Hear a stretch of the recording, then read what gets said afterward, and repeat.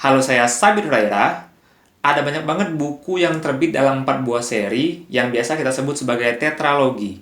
Tapi dari sekian banyak tetralogi, saya menemukan cuma sedikit tetralogi yang ibaratnya bisa mempertahankan kecemerlangan bukunya dari seri pertama sampai seri keempat di tetralogi tersebut. Jadi biasanya kadang-kadang cuma bagus di buku pertamanya aja gitu kan, atau bagus di buku pertama sampai buku ketiganya saja gitu kan. Jadi nggak keempat bukunya bagus semua gitu kan. Cuman dari tetralogi yang bisa cemerlang di keempat-empatnya, salah satunya adalah tetralogi Pulau Buru, karya dari Pramudia Anantatur. Saya sendiri udah kelar baca keempat buku dari tetralogi Pulau Buru ini, dan saya terus terang ngerasa keempat-empatnya bagus banget dan rekomendasi banget kalau kamu mau baca buku tetralogi Pulau Buru ini. Kenapa saya ngerekomendasiin kamu buat baca buku ini? Berikut alasannya. Yang pertama, jelas karena ceritanya yang menarik. Jadi di buku ini bakalan menyuguhkan kamu tentang cerita seorang yang bernama Minke. Jadi di sini nanti ada cerita tentang romannya, ada cerita tentang pemikiran-pemikiran dia, ada cerita tentang kebangkitan pers yang dia gagas dan segala macem. Dan cerita itu runutnya bagus banget dari buku 1 sampai buku 4 dan overall saya senang banget bacanya dan puas banget gitu. Yang kedua, jadi buku ini diangkat dari kisah nyata seorang tokoh bernama Raden Mas Djokomono Tirto Adisuryo. Jadi beliau ini merupakan bapak pers nasional dan pada tahun 2006 beliau dinobatkan sebagai pahlawan nasional. Gila nggak tuh? Jadi dia sejajar dengan yang namanya Pak Ahana Sution, Akagani, Bung Tomo, Cut Nyak Din, dan segala macam pahlawan nasional yang banyak kita pajang di kelas-kelas waktu sekolah dulu. Si beliau ini juga merupakan penggagas dari Sarekat Priai dan Sarekat Dagang Islam, yang merupakan salah satu organisasi perintis pada saat itu, di mana pada waktu itu ibaratnya orang-orang nggak berani sih berorganisasi karena takutlah dengan pemerintah kolonial Belanda gitu kan. Namun si Raden Mas Djoko Monetirto Adisuryo ini merupakan salah satu penggagas dari organisasi itu.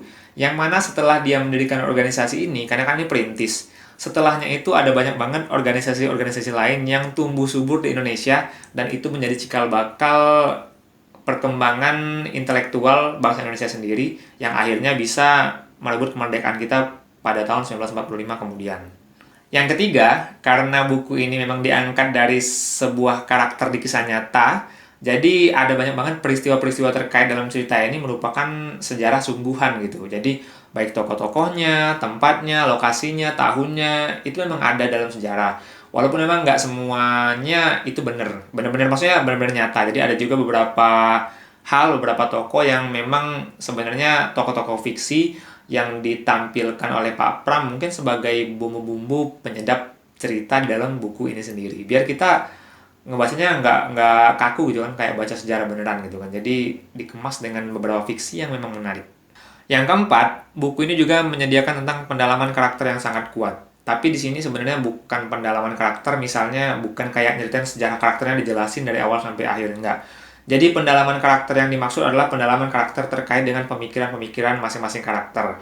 Kemudian pergolakan batin apa sih yang dirasakan oleh karakter itu sendiri. Jadi buku ini kayak bisa ngajak kita benar-benar mendalami gitu kan perasaan yang ada di dalam pikiran si karakter itu sendiri gitu. Dan kita juga kadang-kadang diajak kayak menyelam gitu kan. Misalnya ada karakter yang melakukan sesuatu yang memang sebenarnya nggak baik gitu kan. Kita karena bagus tadi kan pengemasan dari Pak Pram ini, kita jadi sebenarnya diajak dia menjelaskan gitu kan kenapa sih dia melakukan hal yang nggak baik. Kita diajak menyelami dan pada akhirnya kita juga ujung-ujungnya, oh bener juga sih kalau emang kayak gitu masalahnya, ya wajar aja dia berbuat seperti itu gitu. Jadi kita itu memang dibawa terhanyut banget gitu loh dengan kondisi karakter, kondisi perasaan dari si karakter itu sendiri. Dan yang kelima, karena tadi saya udah bilang buku ini mengambil sejarah nyata pada masa lampau gitu kan. Jadi dari buku ini juga kita bisa dapat banyak banget pelajaran sejarah atau kondisi kehidupan gimana sih di zaman pemerintahan kolonial Belanda dulu kondisinya gitu kan, baik dari kondisi sosial, politik maupun ekonomi. Jadi saya banyak belajar dan banyak ngerti tentang kondisi pada saat itu dari buku ini juga. Sebagai contoh, saya terus terang dari saat sekolah dulu gitu kan. Kita kan disuguhi dengan sejarah-sejarah saat kita dijajah oleh Belanda 3,5 abad. Jadi yang saya pikirkan ketika saya belajar itu, yang saya pikirin itu cuman artinya zaman dulu tuh nenek moyang kita tuh kerjanya cuma dijajah aja, dan yang saya pikir zaman dulu itu nenek moyang kita tuh disiksa aja setiap hari, ditempelengin, disuruh kerja paksa, itu aja tiap hari kerjaannya. Ternyata pemikiran saya ya terlalu naif lah pada saat kecil dulu kan. Padahal saya pikir ya ketika negara menjajah, mereka nggak mungkin dong terus-menerus mau nyiksain rakyatnya. Mereka juga harus memberdayakan rakyat yang ada di sana biar bisa menghasilkan uang untuk mereka. Kalau mau nyari uang ya rakyatnya harus ibaratnya jangan dimatiin juga dong gitu kan. Nah ternyata memang dari buku ini saya bisa dapat gambaran kalau di zaman Belanda itu kondisinya memang nggak seserem itu sih. Walaupun memang ada praktek-praktek kerja paksa atau kerja rodi. Namun pada kenyataannya sama aja gitu kan. Sama aja seperti sekarang sih kehidupannya. Tapi nggak sama juga sih sebenarnya. Jadi maksudnya sama itu ya kita juga ada pemerintahan, kita juga bekerja, kita juga mencari makan di saat dulu itu.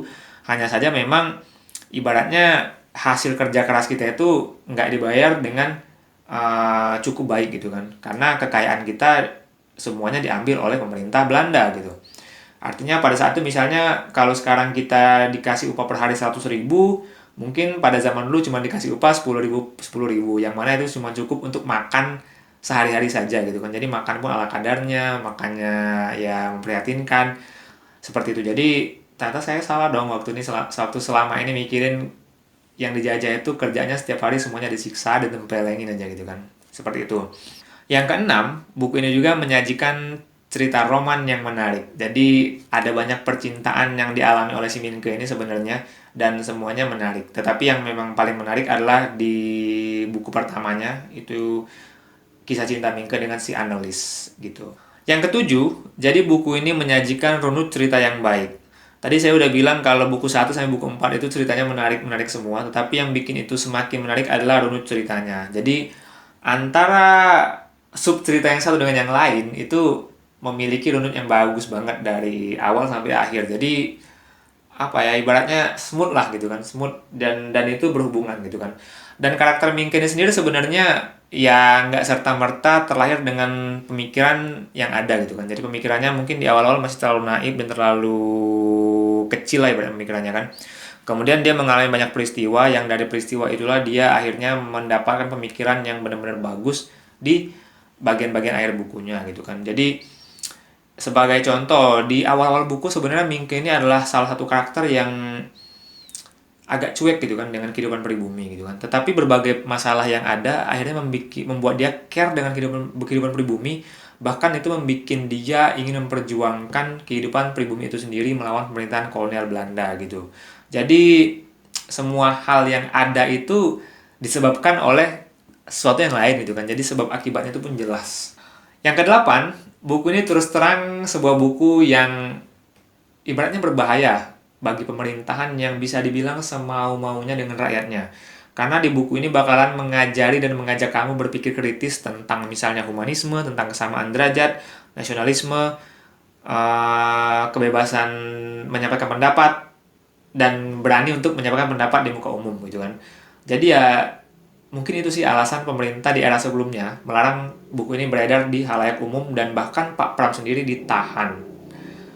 Dan kamu bayangin aja, kan bukunya menceritakan tentang Mingke yang ibaratnya melakukan pergerakan dalam jurnalistik dan dalam organisasi untuk melawan pemerintahan kolonial Belanda.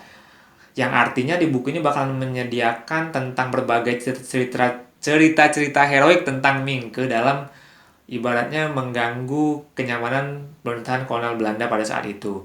Dan itu juga mungkin yang ditakutkan pada pemerintahan era sebelumnya, kalau saja rakyat juga bisa ikut terusik dan ikut terpancing untuk bergabung dan bersatu melawan penindasan yang dilakukan pada era sebelumnya itu. Alasan kesembilan dan terakhir, jadi walaupun buku ini ditulis pada puluhan tahun yang lalu, terus terang saja pemikiran dan wawasan Pak Pram pada buku ini tetap realistis di zaman sekarang. Dan ini mencerminkan banget kalau Pak Pram ini punya bacaan yang banyak banget dan punya wawasan yang luas banget. Karena bahkan yang dia bahas itu adalah isu-isu terkini yang menurut saya relevan banget dibawa di era sekarang. Yang mana 30 tahun gitu kan, 30 tahun setelah buku ini terbit rasanya gitu kan. Dan bahkan pemikiran kritis pun kalau saya membayangkan tanpa tahu siapa sih yang mengarang buku ini, Saya bahkan berpikir kalau buku ini dikarang oleh seseorang yang memang sudah bertahun-tahun hidup di sebuah negara yang menganut kebebasan demokrasi dan kebebasan berpendapat gitu kan. Padahal Pak Pram tidak. Dia hidup di era-era yang memang pendapat tuh dibatasi banget gitu kan. Dan itu terus terang bikin saya agak-agak shock gitu kan dengan karakternya Pak Pram ini. Ya saya nggak ngomongin karakter yang ada dalam buku ya, tapi membayangkan karakternya si Pak Pram ini berarti dia ini kritis banget gitu kan. Dan dia punya wawasan yang luas banget, dan wawasannya tuh luas banget, bahkan dia tahu lah sejarah-sejarah luar negeri, bahkan dia yang sejarah-sejarah di dalam dunia juga dia paham detail lokasi segala macam, dia kuat banget. Dan dari situ saya respect banget dan memang ngerasa Pak Pram ini memang seorang maestro dan legend banget di dunia sastra Indonesia itu sendiri. Nah, itulah tadi alasan kenapa kamu perlu baca Tetralogi Pulau Buru. Terus terang, buku ini memang tidak memuat cerita tentang aksi-aksi heroik ataupun aksi-aksi seorang pangeran berkuda yang menyelamatkan seorang putri yang ditawan oleh seorang bandit gitu kan. Tapi buku ini memang lebih sifatnya ke arah drama. Tapi tunggu dulu dong, saya terus terang juga nggak seneng membaca drama. Karena bosen lah itu kan. Sebagai cowok biasanya kita kan senang membaca hal-hal yang heroik. Tetapi nggak tahu kenapa, walaupun drama, saya terus terang seneng banget baca buku Tetralogi Pulau Buru dari Pak Pramudia Anantatur ini. Oke, itulah tadi alasan dari saya kenapa kamu perlu baca Tetralogi Pulau Buru. Bagi kamu yang memang minat, dari saya sendiri jangan khawatir dan jangan takut, langsung dibaca saja karena ceritanya menarik dan kamu pasti terhibur banget dengan kontennya gitu kan. Dan semoga ulasan kali ini bisa membantu kamu menentukan bacaan kamu selanjutnya. Kalau kamu suka silakan like, kalau nggak suka silakan dislike. Terima kasih.